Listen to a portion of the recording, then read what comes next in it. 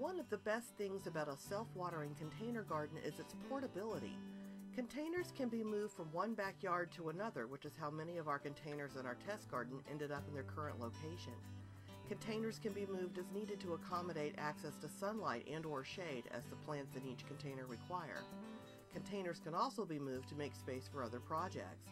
Here, the backyard where our Learn and Grow Educational Series test garden is located is undergoing some yard work, so containers had to be moved. No problem. This video tour takes you through the new layout of our test garden. It's important with container gardens to maintain footpaths sufficient to get around to each container and top off the water as needed. Here in Southern California, where we're already having 90-degree days and high winds in March off and on, our plants are already mighty thirsty.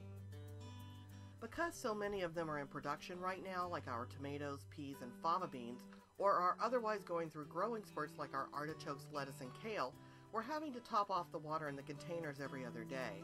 The plants that are producing right now, in particular, are consuming 1.5 gallons of water every other day, while the other containers just need minor top-offs of anything.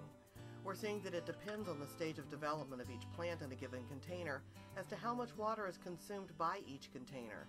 Seedlings don't consume as much water as full-grown plants that are actively producing fruit, for example.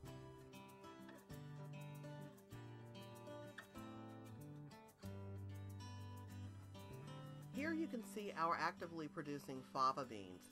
This container consumes 1.5 gallons of water every other day, drinking the reservoir practically dry. The tomato plants can be just as thirsty when they're laden with developing and ripening tomatoes. In this video, you can see some of the containers are located in partial shade. Having patches of shade throughout the day gives the plants a bit of a reprieve. The general rule for lighting is that if you're growing it for the fruit or the root, you'll need full sun, which is at least 6 hours of direct sunlight per day. But if you're growing it for the leaf or the seed, you can grow in partial shade.